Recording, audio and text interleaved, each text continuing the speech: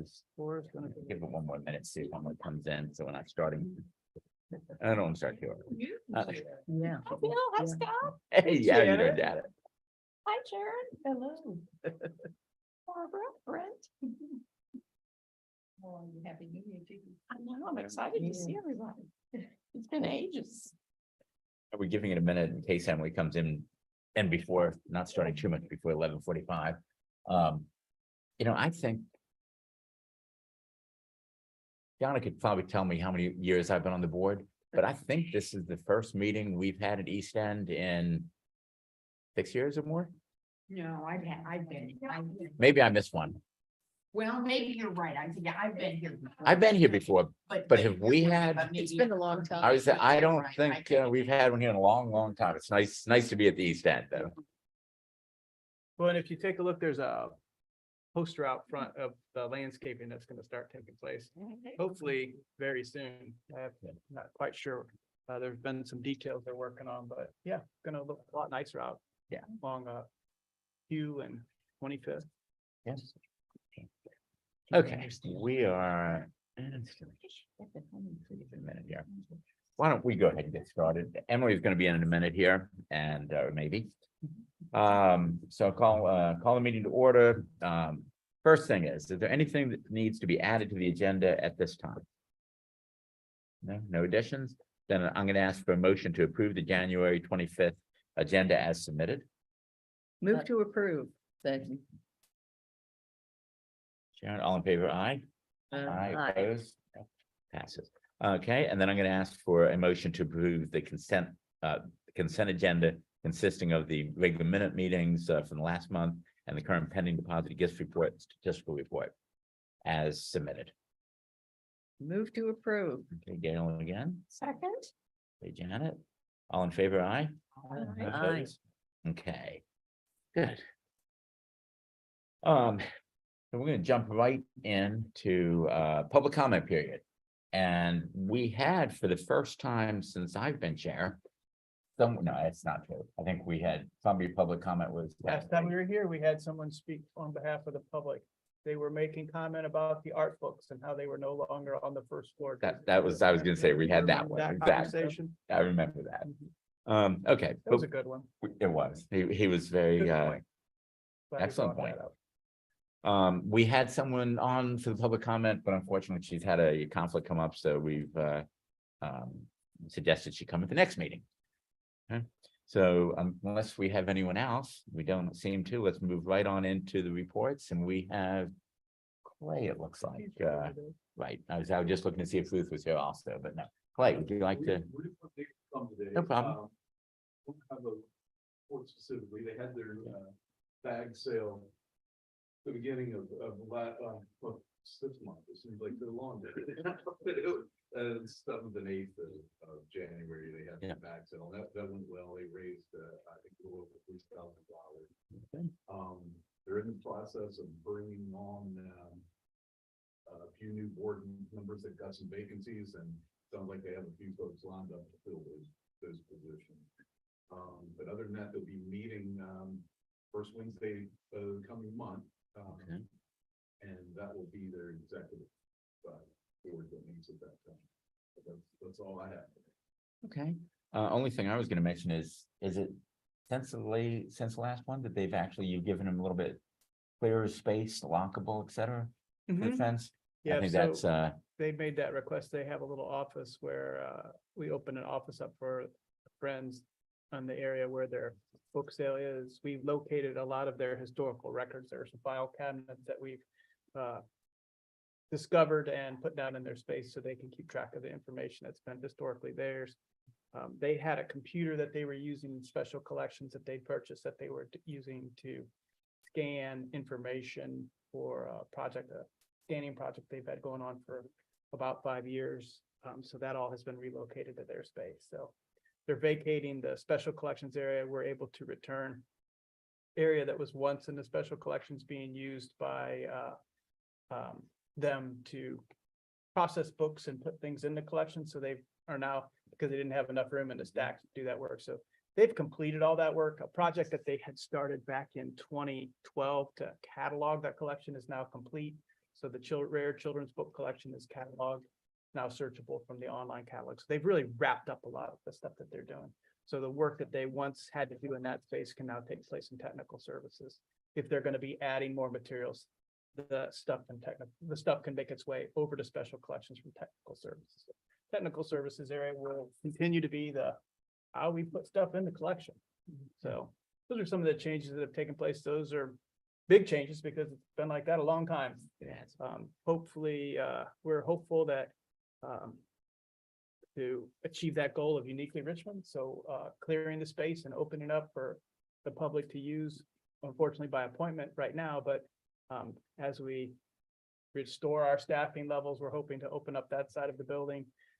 We have a community memory fellow. I don't want to step on that. Susan's going to talk a little bit more about that, but that's again part of the efforts we're making towards getting those goals in the strategic plan. So, Okay. Any other questions or comments about the Friends? No. Okay. Susan. Foundation? Good morning. Mm.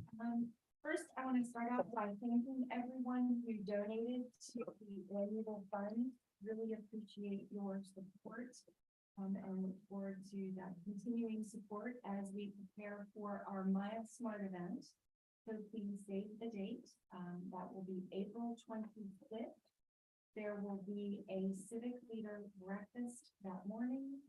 That afternoon, there will be a donor reception and then a presentation and talk later that evening, all focused on Maya Smart and the importance of engaging parents in early childhood learning. So we will be offering her book to some of our community partners.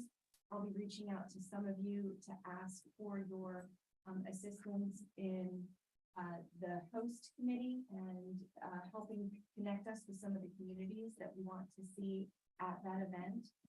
We are firming up details very shortly, and so I'll be sending that information out to everyone. And please let me know at any point in time if you have any questions. I'll be sending the outline and then registration as that goes live. Regarding grants, we have our LOI that will be submitted to the Community Foundation by January 31st. That's typically how we approach the REB Foundation, donor advised funds, and some of that other discretionary funding that's available through the foundation. So if you know anyone that has a donor advised fund at the Community Foundation, please speak to them about the importance of supporting Richmond Public Library. That would be greatly appreciated. We've also submitted an LOI to the Home Libraries Foundation, and I want to thank Chris Peterson for her guidance and writing that LOI with us. We really appreciate that. We are, as the foundation this year, focusing on strengthening relationships with individual donors, our local foundations, and increasing the capacity of the foundation to fundraise. And then, as Scott mentioned, we have hired our community memory fellow. I look forward to introducing you to her over these next few weeks. I'm sure we will bring her to the next Board of Trustees meeting so that you can meet her. Her name is Chloe McCormick. She is a skilled archivist with experience in digitizing collections and some of the concerns around that. And she has a history, her degree is in folklore. So she is well trained to be connecting with the individuals who we hope to capture the stories of for our oral history, both in RPL 100 and beyond that. No, did I get everything? I think so. I think so too. Okay. What's LOI? I'm sorry, it's a letter of introduction, depending on which organization you approach. Sorry, thank you. I'm gonna mention, Susan started out very nicely thanking everyone for donating in the annual fund. Just one of those things that I'll sort of put a push on. If anyone hasn't had a chance to do that yet, even if it's a very small donation, it helps the foundation to be able to say 100% of the Board of Trustees has donated. So please, like I said, if No one's asking amounts specifically, but just please, if you haven't done something, give just a few dollars at least so that we can get to 100% if we're not there. And honestly, I don't know if we are or not. So, like I said, it helps that they can say that the Friends, the foundation, and the Board of Trustees all put money in as well as time. So, thank you. Hey, Scott, administration. All right, only thing I have to add to my extensive written report is that, remember those computers we talked about that we're checking out? Those were all delivered in the last 2 days to all of our branches, so those will be available for people to check out and use for an unmet need that they may have, so. Each branch received between 10 and 15 computers that they can check out. We're gonna start advertising it on the website and put it out there so people are aware of that availability of that service, so that is finally begun. Can will children be able to check? Anybody can Just check them go out. out. Yep. Mhm. Yep. And then the only thing I have to add to the update situational report on North Avenue Branch Library and the water disaster we had is that probably on March 30th, ETA is when we hope to be open. Surf was finished up in the last week and they're lining up contractors to begin doing the work they need to do. We've got drywall contractors, painters, and carpeting needs to come in. And we're also gonna try and update some of the spaces, paint some of the areas that needed to be painted that or maybe beyond where the damage was, freshen up the place, freshen up the library so that when it reopens, it'll look shiny and new again. So that'll be great. I'm gonna mention, the car, the branch, Pardon? the branch manager there, car. No, it's Craig. Craig, Craig Craig. Walker. Scott and Craig took some time. They walked me through it. Let me see sort of what had happened. And it's a nuisance. And it's not as bad as the pictures look when you go in. At least it didn't hit me as badly. But Scott and Craig are doing a nice job of sort of re-envisioning as much as we can in the short time we have, what can be done to make that branch a little more efficient, a little more friendly. So some of the shelving isn't going back, a little more open space in there. It should have a good feel when it goes back. And it's a nuisance that it happened. Fortunately, not that far between that and Ginner Park or that and Maine. So people have been able to avail themselves of the library services elsewhere. But Scott gave the date, and that should put us complete, even with a little slippage prior to spring break, which I think is important for the schools. Just, that's a time where we might see a little burst there. What's happening with the employees? They aren't losing hours or have they been relocated? They've been relocated, so they're working in other places while the contractors have moved in. They had to be there day to day, and Clay's been really over there pretty much every day, and Cheryl's been over there pretty much every day, making sure, coordinating with Department of Public Works, who is overseeing they oversee all our buildings. So they're overseeing the emergency repairs, coordinating contractors, their people working with outside people, Clay's coordinating with our people, and so it's a lot of cooks in the kitchen right now. And they're doing a fine job. It can be a challenge sometimes when you have that many people working in a space trying to figure out what to do. Also, they're in crisis because it's a disaster. If any of you have lived through a home fire or a water situation like this, you're trying to take care of the crisis immediately and then clean up afterwards. And then, oh, by the way, it would be great to paint that wall a different color, wouldn't it? So that's kind of where we're at. So we're handling it in a similar fashion. The key thing that we're trying to do is get open as quickly as possible because we don't want to have that area without libraries for longer than it needs to be. So we're working as fast as we can. And How many? everybody's- Lost? What's that? How many books were lost? Let's see. 3,007. Almost 4,000, yeah. Oh, I see. I asked Scott earlier today, out of an estimate of how Wow. many, 15 or so thousand roughly, play the sound right to you too? Yes, yeah, we're about, so roughly, a little over some, Okay, so not quite as much. Yeah. No, higher than that. We have a larger collection there than that. Good. So that was the fun thing that happened over the Christmas holiday. Yeah. Stumped. Good things that have happened. Yeah. We're ongoing hiring. I'm very happy to see homework help has returned to Broad Rock, and we have Yay. teen volunteers in there working. That's always a positive thing that I think they do very well. That's a real happy story I wanted to share with y'all. I am a little disappointed at looking at the statistical report, how far we're down in terms of door count. I mean, if you look at our door count, it's on page 13.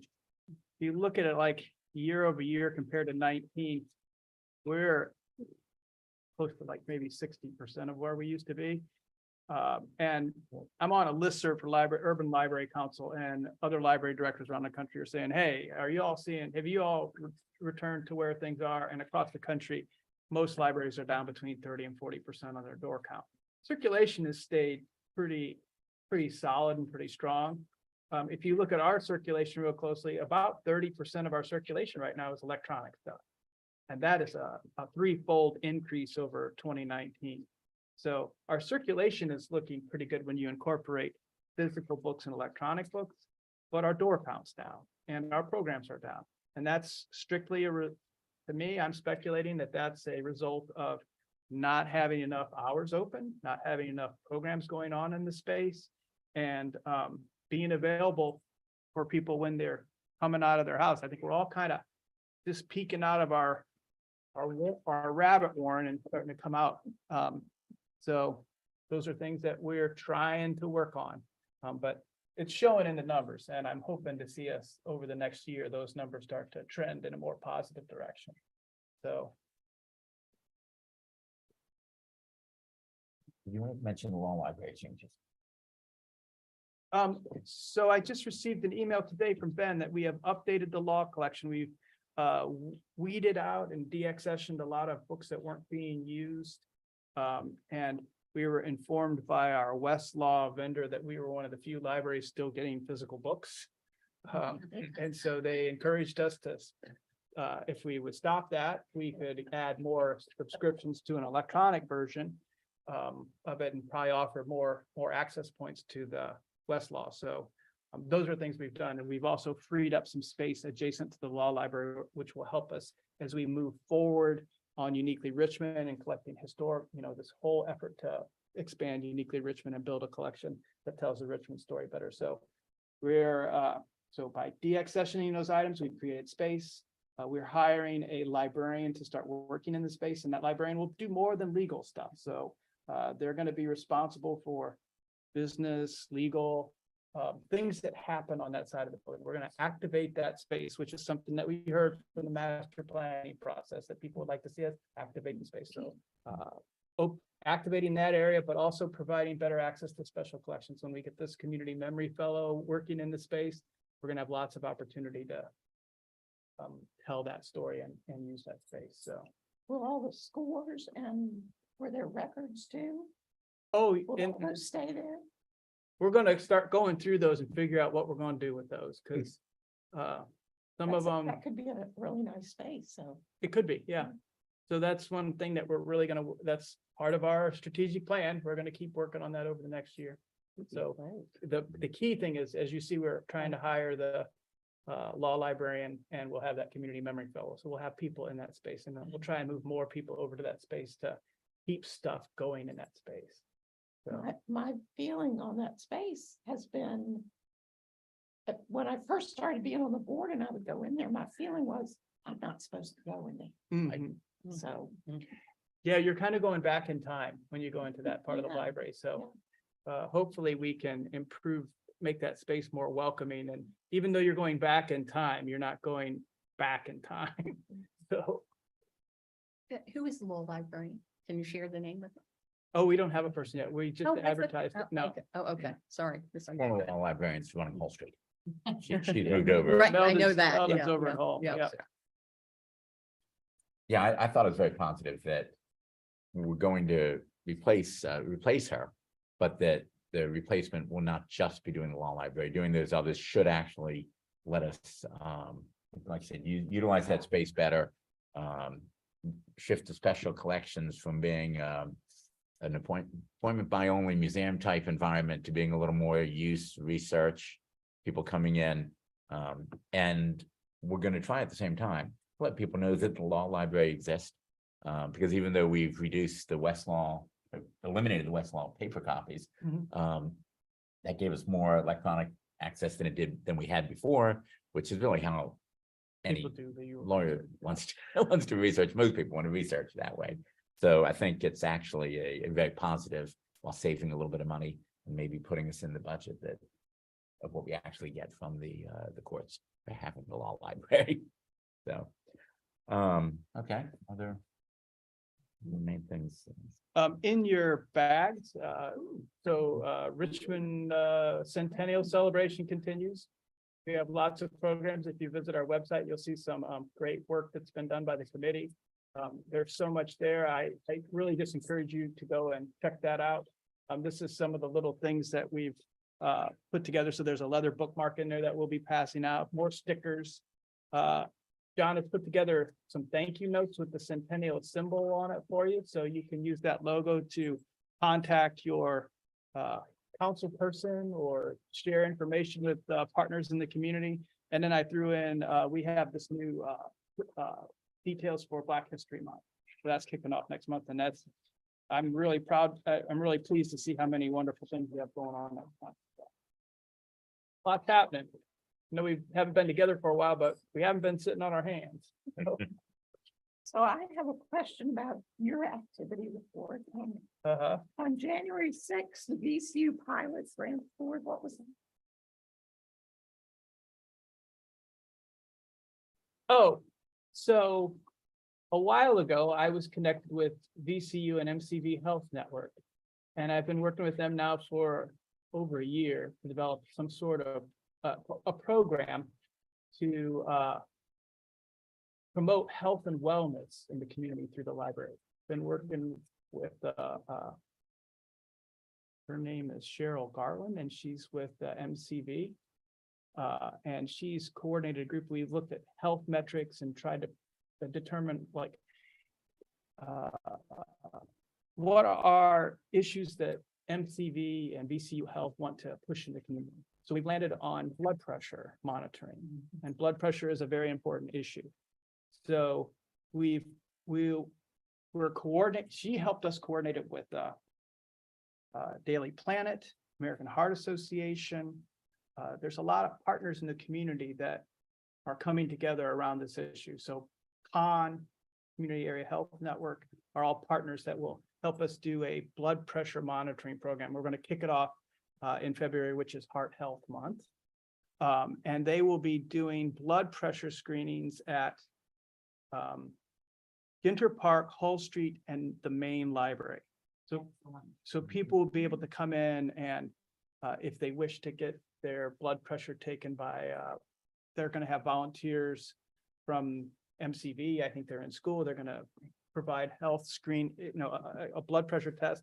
If they find your blood pressure is great, they're going to give you a gold star. If it's not so great, they're going to recommend you see your physician. If it's in the red zone, they're going to call the emergency crew and have you taken away. And so it was very eye-opening to me and working with this group that blood pressure is a really important health indicator. And it's one of the pre-indicators that will lead to stroke or heart disease. And so if they can raise awareness with that throughout the Richmond community, it will definitely help community health. And it's also given us a great opportunity to work with those partners. And what was fascinating about that team is they would take each library and, draw a circle around the library and tell you what the dangerous diseases were in that population. Wow.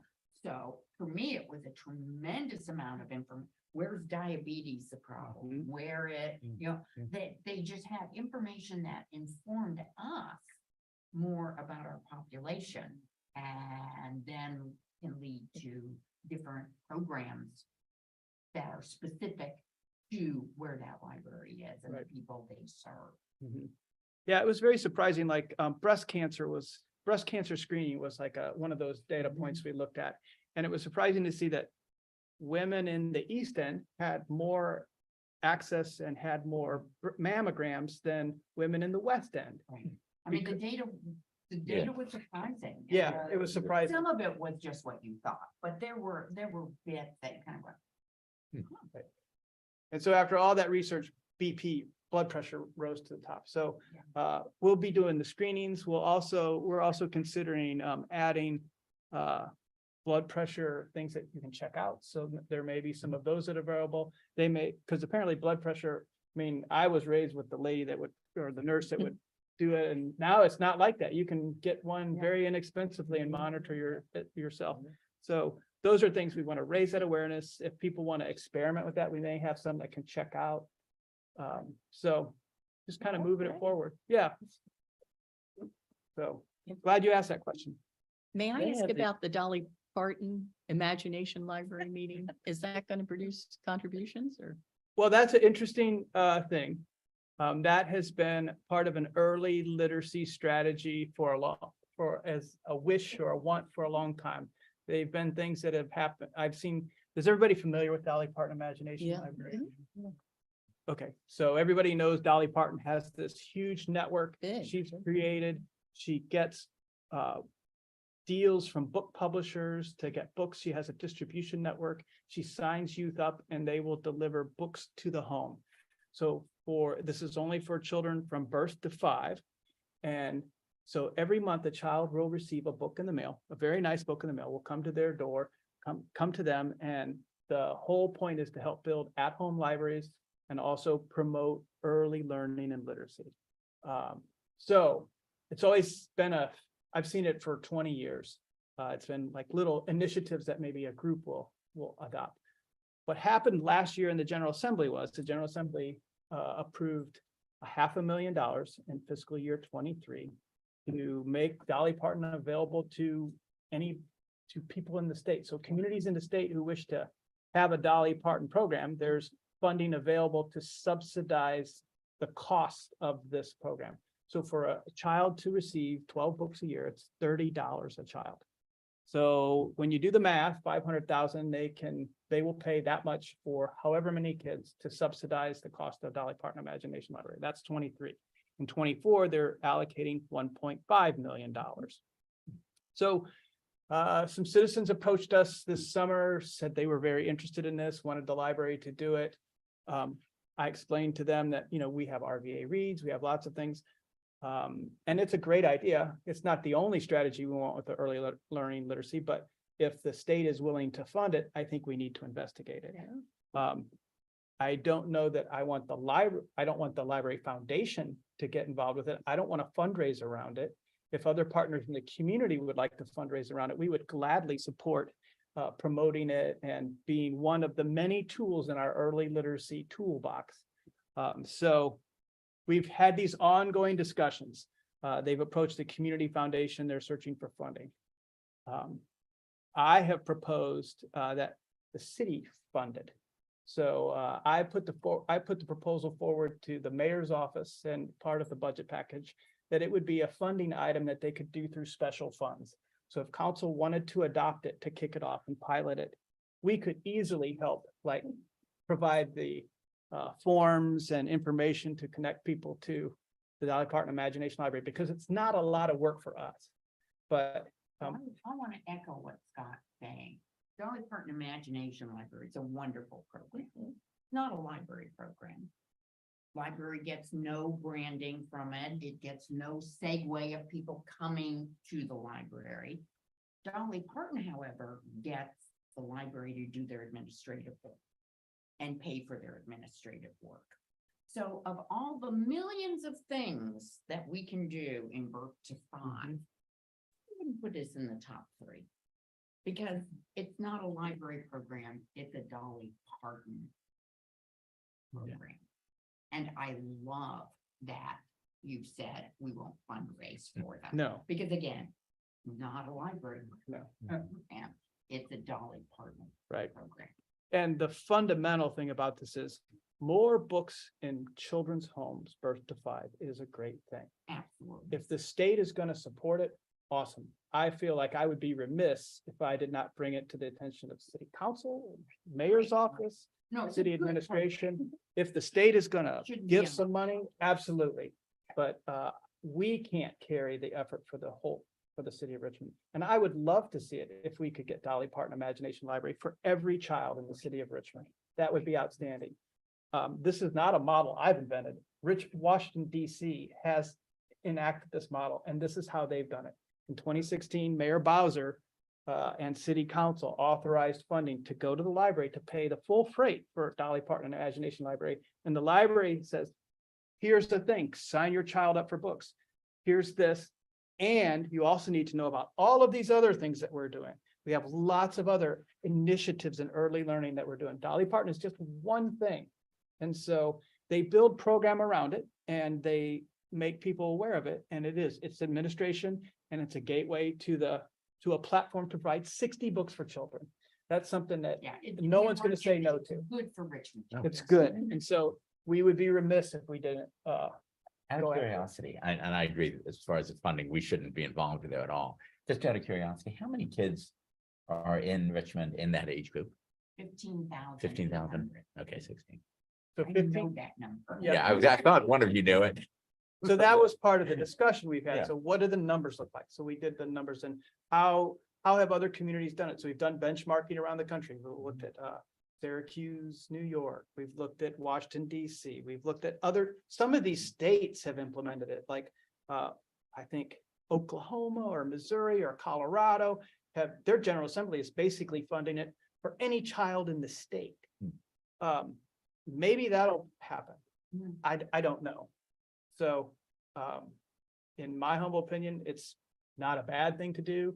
I felt, hey, if the state's gonna give us that kind of money, we have to speak up for it. So, but I don't want it to be a fundraising initiative for our foundation, and it's in addition to what we're already doing. If it happens, awesome. We'll be happy to use it to also partner with our other community partners, Excel, Children's Museum. All of them can provide information to their users to say, hey, let's get your children signed up for this book program.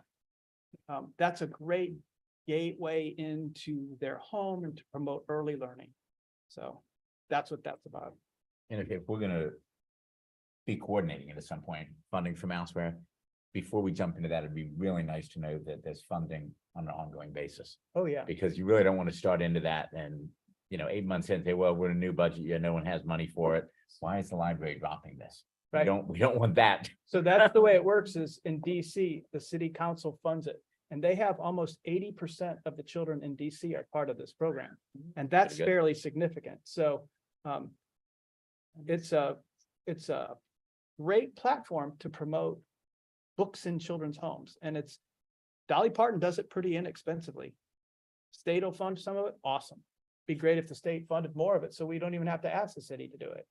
But that's what that's about. Other questions, for Scott on the, what report is that technically? The That's administrative my report? report. That's yours. You've got your reports always, so. Sharon, you're filling in, on the report, I understand, for Garrett today. We haven't met. Okay. Since the last time. That's fine. I'd like to thank Jana before she headed out of town on a nice vacation. She made sure we got those cards. I hope everyone got them, and that sort of ties in with the advocacy. It gave us all those cards to get out to our city council members and some others to thank them and do it at Christmas there. So I think that was good. I hope, and I know I've been delinquent. I haven't told Garrett that I did some of those, but we're supposed to let Garrett know that, I guess. He'll be back. He was apologetic. He got called to a board meeting for his employer. Suddenly he had to run up to DC, I think. So he wanted to be here and talk more about it, but okay.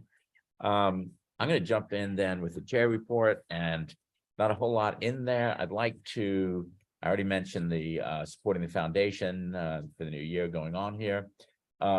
While door counts were down in that report, I thought the circulation looked very positive. So I think if you're not looking at those numbers, give them a look every so often. It's good to see that we're getting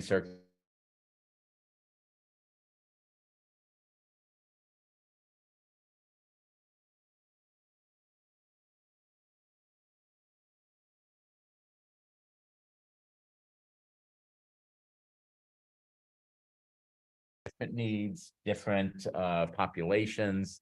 They come out for different things on programs. Some use the computers a lot more. And I think that's it really hit me when we talked about North Avenue and they're not replacing those 4,000 books, Janet. Unless people ask for it, 3,000. almost 4,000. Yeah, They're 3,900. Okay. Oh, the report said 3,000. 3,709. Yeah. Okay, 3,800, whatever. But we're not going to replace those right now, but if people ask for them, they'll come from another branch. They'll get over there. They'll probably be returned then. They'll become part of that branch unless someone asks for them from somewhere else. So it sort of hit me. The same is going to be true, I think, with the computers. Some branches have very low computer usage and some have real high.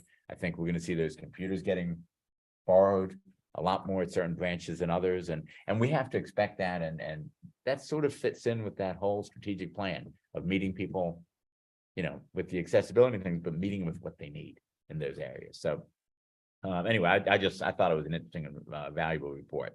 I think Scott, I wanted to mention the staffing. He did a nice report in there on it. We're absolutely, I think, on track to do the most that we can with what the city's allowing us to do right now. Because I look at it and I get a little frustrated sometimes and think, why don't we have people here? You know, why when something happens, it's Clay the one who's got to run over to cover it at a branch, or you know, there are different things. We just don't have enough staff, but that's not because of hiring. It's because of budget and approvals. Okay, so those were the main things other than the master plan that I wanted to take a minute and talk about. Okay. First off, let me just tell you what I thought of the master plan, because as you know, Janet and Gail were absolutely immersed in this, probably above their eyeballs. I mean, they were just head completely in there. They were wonderful. They did great work for us all on it. And I've gotten a lot of little reports along the way and input about things. Gail and Janet have both been great about telling me things. Gail and I've had some real long talks about some of these things. I can't imagine. No, can't imagine that. Both Gail and I are so quiet. But I will say that when I read the report, after it came out at the last meeting, I was really surprised and pleased. Great job. It is. I mean, there's things you can look at and you can say, I don't like this, I don't like that. We can all nitpick about it. But personally, I think that, and maybe just Gail and Janet had done such a good job of lowering expectations that I was really, really pleased by it. Well, that's a skill. Well, it is. It actually is a pretty important one, yeah, sometimes. But it's a good report, and I wanted to sort of open it up today to get input from y'all. I don't have anything specific I'd like to say about it, except that there are controversial things in there that, you know, I'll bring up the parking, I'll bring up the Dooley building, I'll bring up the splash pad, the roof, the several others that you can think of in there. None of those are critical at the point we are right now. Okay, if you're going into the CIP, all of those things can still be reevaluated and looked at as we go forward. So feel free to talk about any of those. And you can also say, there were a lot of things in my mind in some of those maps, idea maps. I can't remember what they call them exactly. Word clouds. Word clouds, thank you. That you look at and say, well, this is great. Some of those things people are looking way beyond our remit as a library to solve. And we have to ignore some of that and just say, well, here's what we can do. We can't solve all the problems in Richmond as a library. There are other groups that do some of that. But leaving those aside, like I said, I thought it was great. And I'll talk about comments from others that we've gotten. But first, I wanted to open it up and sort of moving from my report to discussion of the master plan. We don't have a finance report today, do we? Finance, the only thing I Within can it. add is that the mayor's team and city administration is building the budget and strategic planning, are building the document the mayor will present on March 6th. I believe the mayor is doing a state of the city next week. Is that right? I think it's on the 30th. So he'll kind of give a indicator as to what his priorities are in the next biennial budget. So really, a lot of the work that you guys have been doing the last 2 months, that's all being considered right now. So they're building that document. So nothing really more to report. There haven't been any changes or anything of significant to report. They're just building the document right now. So, Okay. So Janet, outside of North Avenue and the master plan, did you have anything facilities wanted to report on? No, I have grown to hate the format of that document because it's sitting on a table because it can't be shelved. No. So you got this document, when Yeah. you find another architect, when you evaluate them, ask them, how do you present your documents to the client? And if they say, That's- oh, like that, you say, you're out. Yeah, or maybe we just tell them what we want. I have never seen a document formatted like that. It's a little awkward, but it's got great information. It And- does. I'm not unhappy. And with someone it. reading it, I think, is impressed. I mean, I think when you think about the mayor looking at this, his staff looking at it, it looks good from that perspective. It stands out. It I does. mean, that, you know. Yeah, it is a nuisance. They keep balancing it and putting a rubber band around. That's how I That, care. that may be a good, so I've been wondering the same thing, Janet. How do you keep the thing? Cheap. It's sitting on my desk in the corner of it. Emily, anything on governance? No No. Okay. So let's just keep moving into the master plan, and I'm gonna ask for input. Does anybody want to say before we move toward voting to approve it or not approve it? I don't mean to. I really want to hear from people because Gail and I are. Yeah. We're tied to it. At some points in an unhealthy way, so we need to hear from all. I mean, it may seem like sort of a weird question, but is some of that space available, will it be available for like social events? I know, like the one in DC, you know, the rooftop, they have wedding receptions, you know, things like that. They have liquor being served in there, and I'm wondering, you know, Oh, if things like that have been considered. Yeah. So part of this concept, which everything is up for change, but Right. what these designers called the living room Mhm. would be at near the front door. Mhm. And it's flexible space for different activities. And that would include social events or lectures or performances. And if we were able to get a roof space, then that too would be used that way. So our group is very much in favor of making it a community space. And And the living room would also have access after library hours. So there, The brilliant Right. part, that was. so there's really parts that you could block off essentially and have the guests come in. And the homeless population, I mean, have they been some consideration for their needs? I mean, you know, because I'm assuming quite a few homeless people visit this, you know, the main branch and you know, I don't know, I mean, I know we probably can't put showers for Caritas or whatever, you know, but I don't know. That seems kind of out of our mission. I mean, it is, but that's a the problem. population That's is a problem. growing in I think- Richmond, and this is, you know, the library will be a place for them to find warmth during the day. Mhm. And that's true right there. Yeah, because they're closing all the shelters and everything, they have nowhere to go. And nobody's. There There's a was, certain comfort level that we need to offer them, you know. there was some discussion in there, I think, about the bathrooms and from the safety and access, wasn't there? Or maybe it's been just a discussion. I haven't reread it in the last week or two, but I don't know that we focus on No. bathrooms, and that's kind of a location issue. I would say it was which more the really location and the which being will able be to monitor part of them. the next Discussion. One of the problems, Sharon, we've had is monitoring bathrooms and the issue of drug usage and people overdosing in bathrooms and things. So it's And that children go in. oh, well, that, Yeah. that's true. That's another issue Yeah, there. I do understand that, you Yeah. know, but Yeah. we're going. We still yeah, have we to- can't block them out. Oh, no, you know, no, we don't want to. we We don't want to. No, Yeah. that's gotta be our belt.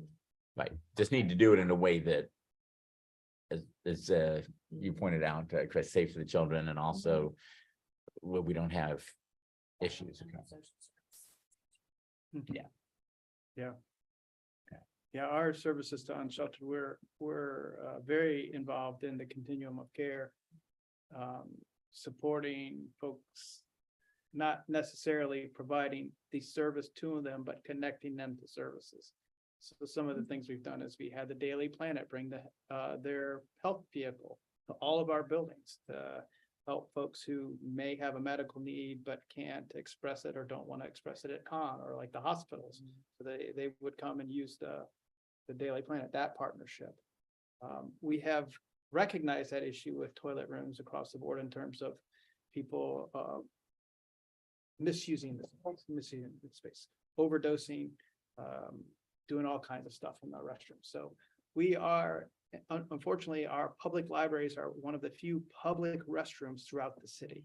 And so they're an important detail that we have to pay attention to. And that will be considered in this plan, but it's also one we're working on all the time. The restroom situation here is a constant problem. I get notification from Adam on a monthly basis of problems that he has here because it's a style of restrooms that was for last century almost. Now we have, they should be kind of like the airport restrooms. The airports have it all figured out because, that's the way it is.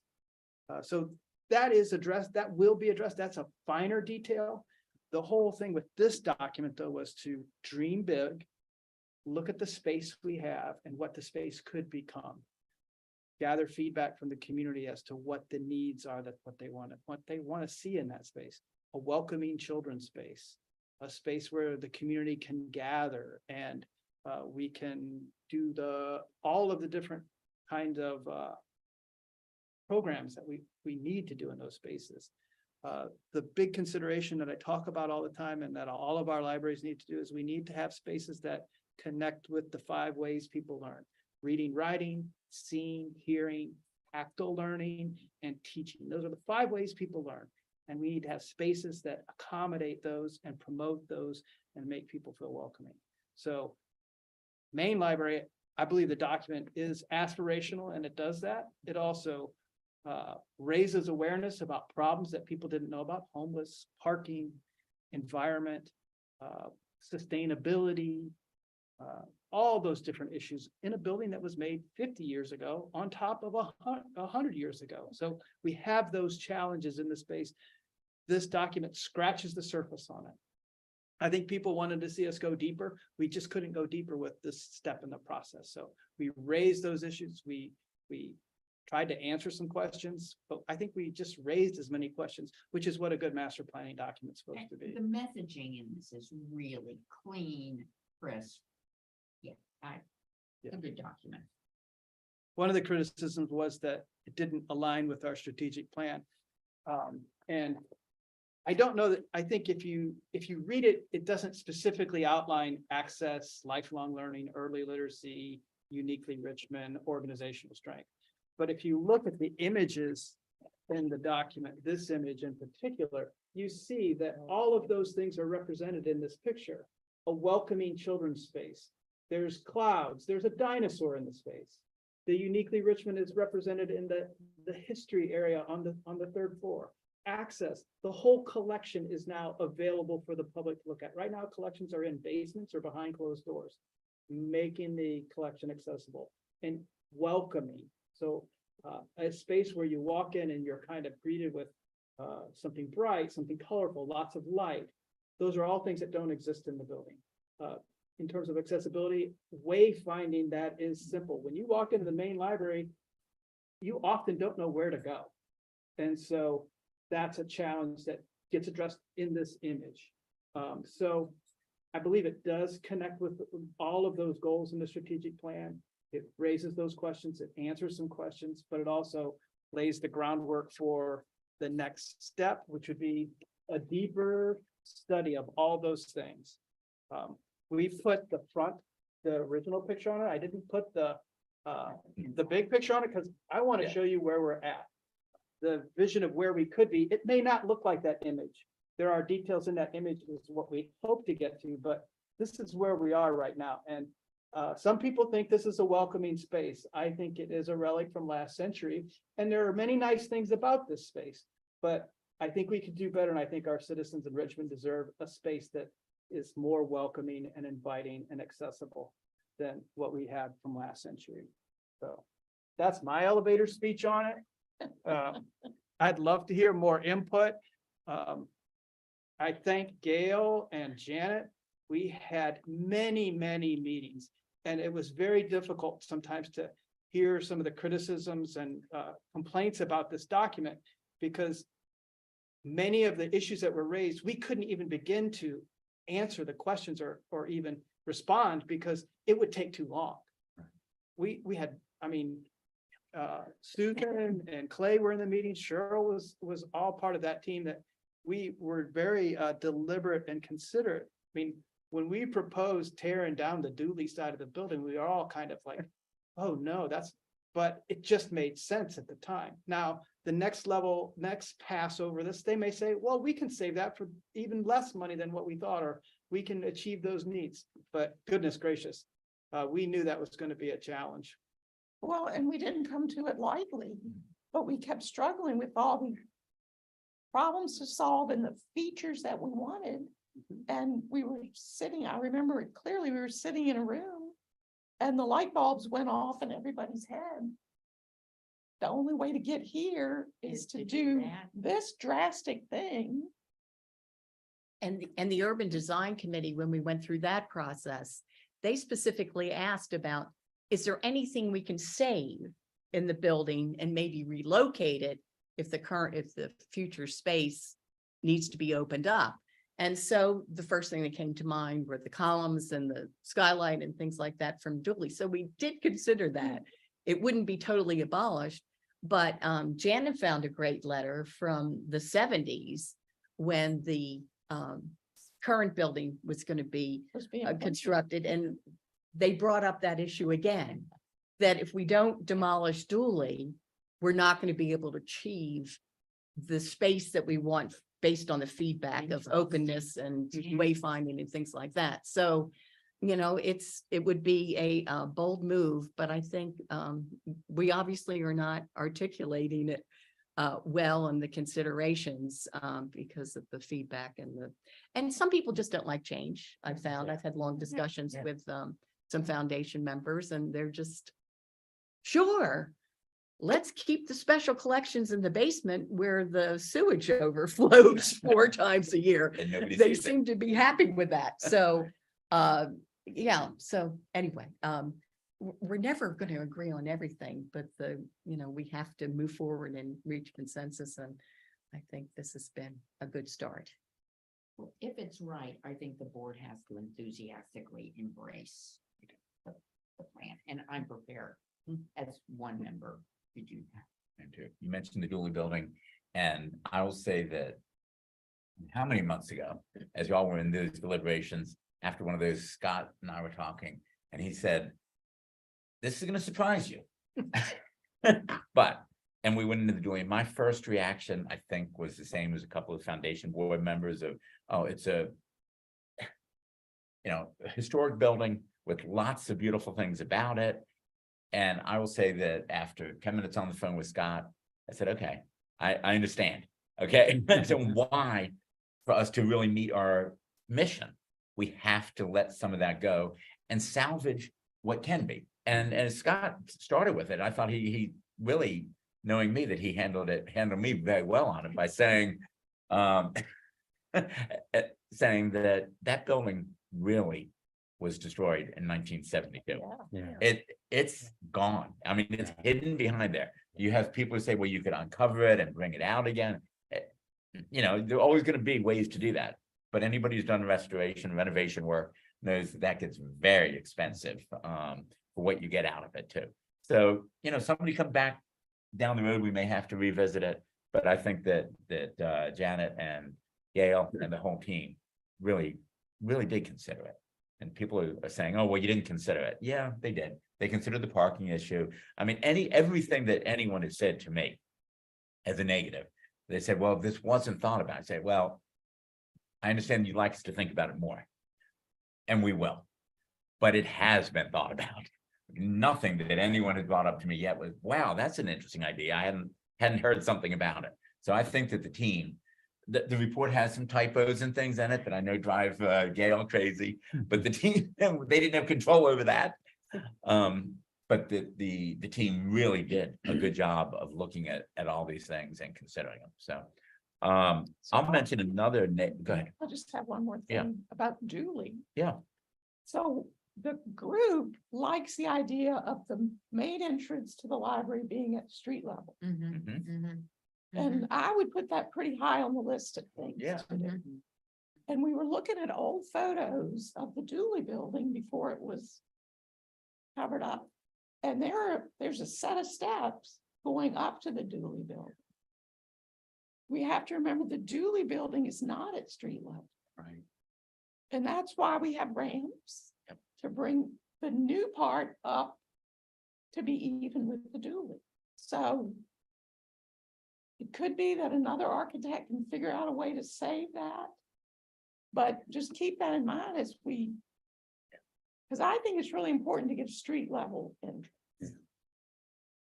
And we also have issues with the way the central column is in there. Well, from the a book safety- storage in the 28 building. Storage in the is, 28 building, all of very that hazardous. combining it. I mean, a lot of things just have to Fire change. issues and things. And another thing that came up in some of the comments that our committee never talked about was moving to a different location. Yeah. Which really surprised me to see that because the current location is so good. I've only had one person bring that up. And only one person came back after the report was given to bring it up. I've talked to several people who suggested that we look at court end, they calling it, Over by MCV. but over by MCV is a phrase that I wasn't familiar with even as far as the naming of it. Probably will go through 2 or 3 different ones before we all get used to something. I mean, it doesn't make sense for me that the main needs to be pushed down into an area that's a thriving for redevelopment and isn't particularly central. I mean, one thing about this, Maine, it is very centrally located and it's in a thriving area. And that and we've wasn't already in got the charge of building. this process. We No. were not charged The with that city has duty. never I was gonna say, mentioned it. it's a city building. We Right. don't pick with the Right. building. We That's don't. right. Something the city does. It Seems was like they determined would've 100 told years us. ago, to be honest with you. Right. I can promote another reason for the location is the 2nd and 5th districts do not have a branch library. Right. And the current location is really perfect for distance from those 2 districts. So I think that's a reason that I have in my head for keeping the location. I also don't think the city is in the market for new property. So that's because somebody said, oh, just make the main library and archive and buy more land. Well, I don't think that would make sense to approve that. And as far as meeting space that somebody mentioned, what was I going to say about that? Something very profound, I'm sure. Oh my gosh. Well, that kind of spins off to the other sometimes hot button issue of parking. That if you offer spaces that can accommodate 100 or more, then people may not attend or fuss about attending because of parking situation. So adding a few spaces in the basement, that would be, it wouldn't be adding expense because the whole building is going to be gutted anyway. Right. So you're kind of starting from scratch. I think people think, oh, well, you're spending millions of dollars just to add parking. Well, that's just not the case because they're gutting the whole building anyway. And, we've really pushed the accessibility. We talked about longer hours, all the things that give us accessibility. And while many of us may be happy to occasionally bike down to the library, or take a bus down to the library, whatever, the awful lot of our patrons, users who do want to be able to drive. They've got 2 or 3 kids they're bringing in for a story hour. They've got bad weather to contend with. They have, a little bit older and have issues, they're not about to get on a bike. I mean, one of the things that I think the master plan's done a really good job of thinking about is that we have a really wide, diverse population in Richmond. And we're trying to meet the needs of those different people. So while if we knew we were only looking at, X slice, we could say, well, these people can all either walk or bike to it. And then we wouldn't need parking. excluding the employees and so on, but we're not. We also have, people from further out who need to do it. We have issues with, accessibility if we don't think about parking. So that's one, we had a couple of people say that. And one of the reasons I did hear on the, potentially moving the library is because of bus transportation. And I just don't think that We're two blocks. we from only Grove have, Street. right, it's not that far and we don't have so much. I mean, north-south buses in Richmond are not, it's not particularly convenient. There's a bus Um, stop on Main and First. Yeah, yeah. The Right. number 5 goes, I think the number 5. Yeah. So I mean, I really don't think that, I had someone say, well, you're ignoring the community that rides the buses mainly. No, we're not ignoring them. We have taken into consideration, and it may be a block or two. I mean, we've all seen that, I've seen a bus that used to run down Monument, right on Monument, has moved. It's no longer there, and I've got several neighbors who no longer drive, who now they walk 2 blocks to catch the bus, or they get a ride from somebody. But, we're somewhat limited to what GRTC does on that. So, I will tell you that I did hear a comment, that we weren't aligning it with Chris's early literacy. And that was one that I basically tactfully tried to suggest that if you look at the plan and actually read it, you realize it's combined lined up really well with Chris's plan. Yeah, yeah. so- Accessibility and. So I don't know where that came from, but some of these ideas are out there. We also heard something about, we're only addressing 30% of the building. And maybe if you read it, maybe some of it didn't change that much, and so, but we've addressed the entire facility in here. So, some of these, and we're not, I don't think we have the need to go back to people and correct anything. Okay, we're happy to have their input, and we need to consider it. And if their input affects us as we look down the road, it may make changes. If it's something like, well, literacy, we say, well, gee, we thought we did a beautiful job for the early childhood. It's not right as you come in the front for the juvenile section, but some of that's because of safety. It's also very easily spotted where to go. I mean, I thought that was one of the strengths in the plan myself. So there are a couple of those things, and you may hear about them. I would also say that I got phone calls from several people who didn't bother to, no, I shouldn't say didn't bother, didn't feel a need to write because they didn't have anything negative to say. They basically said, it's a good plan, that they liked it. So and from the foundation, I only got 2 comments in writing. So, that's really not a lot. We didn't get anything from the Friends group. Separately, we did hear from some of these people. Like I said, those casual phone conversations were all really positive. So I think it was well accepted. Do we have concerns? So are we at the point that we should, anything more about it we want to talk about? Or do we want to put it to a vote for our endorsement? Okay. I guess we need to get a motion to, what are we going to say, that we're endorsing the, John, did you give me something on that already? You didn't, did you? Yeah. Yeah, approve the final master plan presented by the architect. I think approving it is right, but I think we're also going to say that we endorse it, that we're I think we Yeah. should say enthusiastically. Right, I do. I think it's not just, okay, it's done and we approve it. This, we're behind this. Enthusiastically endorse and approve. Okay, something like that. I second. Okay, Yeah. got it. Okay, Thank you. all in favor, aye? Aye. Opposed? No, unanimous, excellent. Well, good point. It could be enthusiastic with the exception of one troublemaker, So, but I'm being quiet. well, the minutes say enthusiastic. Yeah. I think we, Yeah. we do, I think. I mean, there's no reason not to. Okay, we voted on that. I'm gonna turn things over to Chris now to discuss early childhood efforts.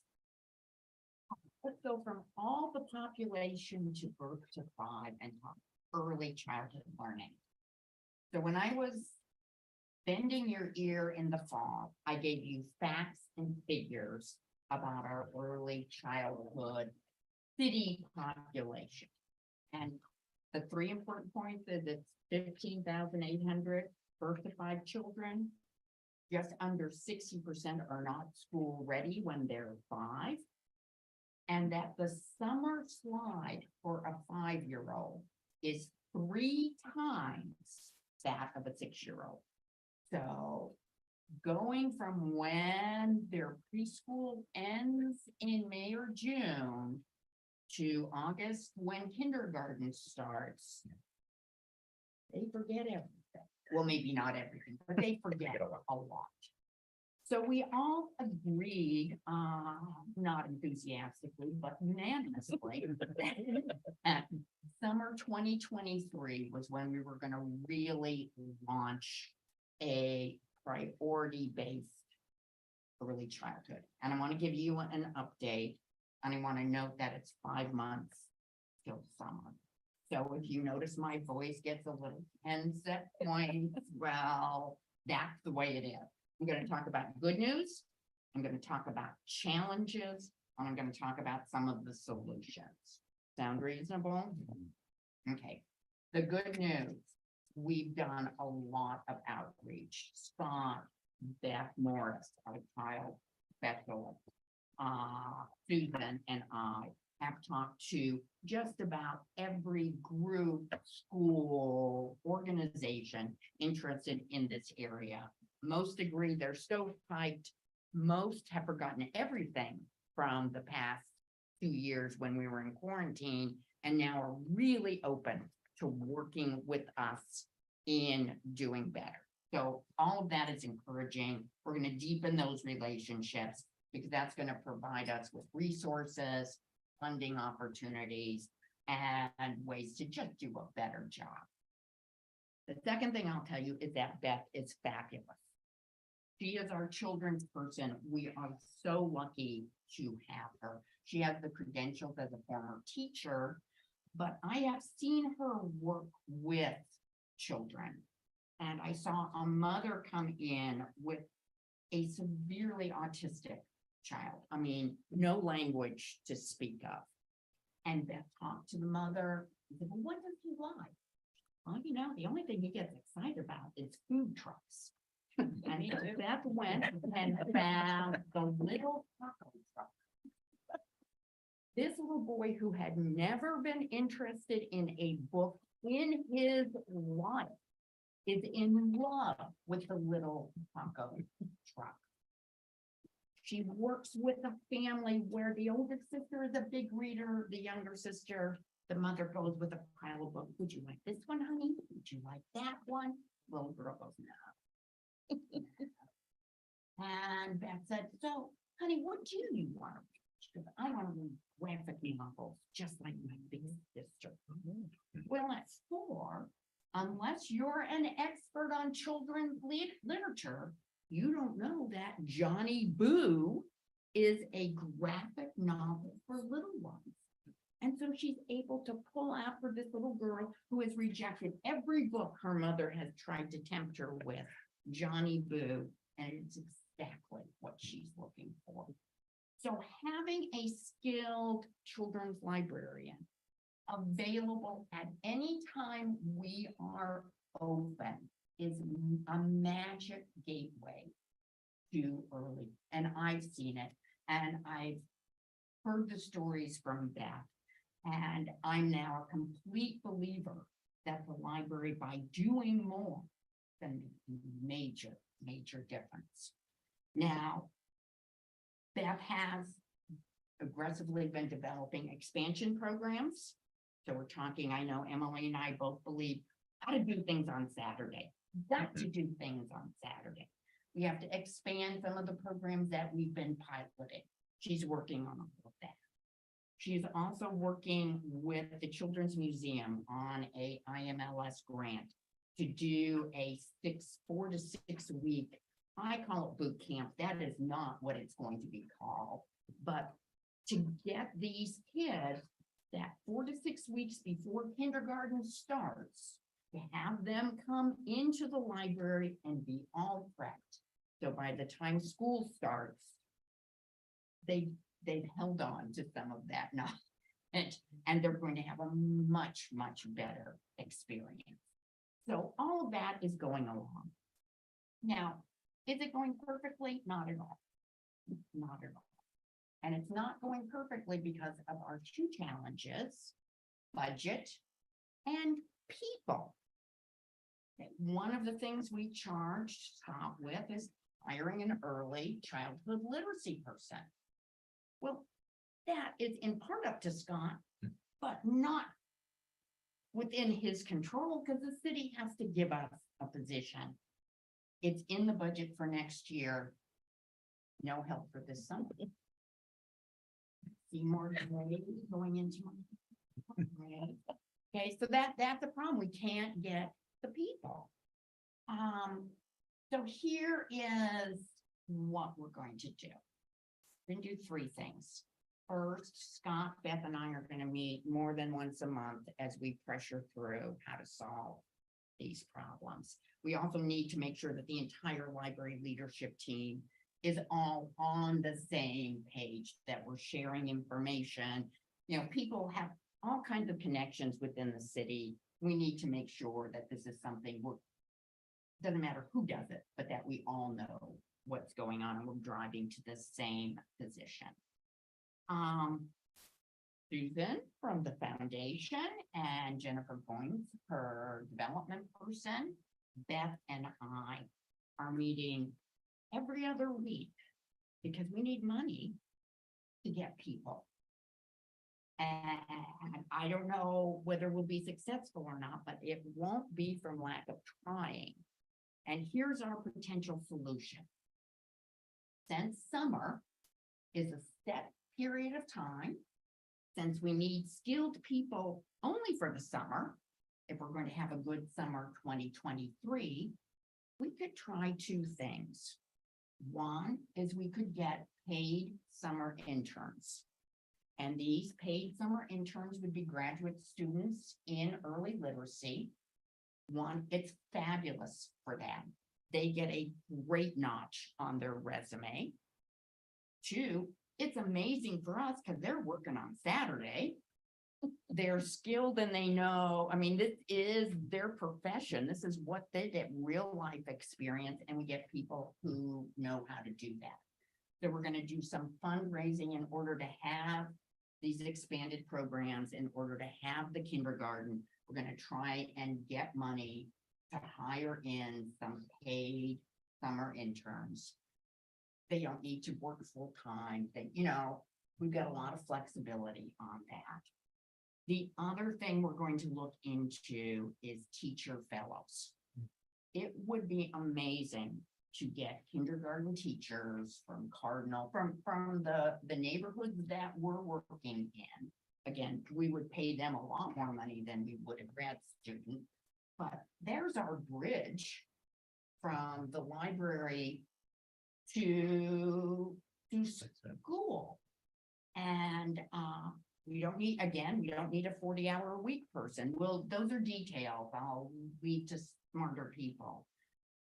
So between our efforts in-house and our efforts trying to get money, we might, but we might not. We might be able to get the people we need to do the programs Beth knows how to do, and will be our first really vigorous summer 2023. That's all I have to say. Excellent. Well, I don't want to be too encouraging. I mean, No, we're trying to come up with Lower our answers. expectations. Yeah, me too, with you guys on. Yeah, yeah.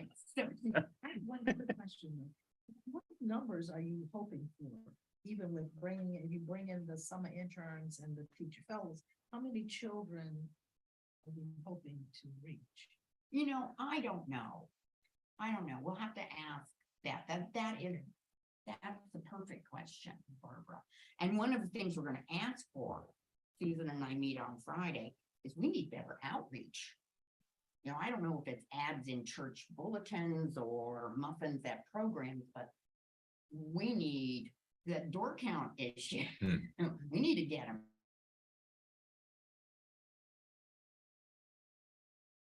Beth is head of all children programming in the Richmond Library. Her last name is Morris. And the focus is kindergarten then.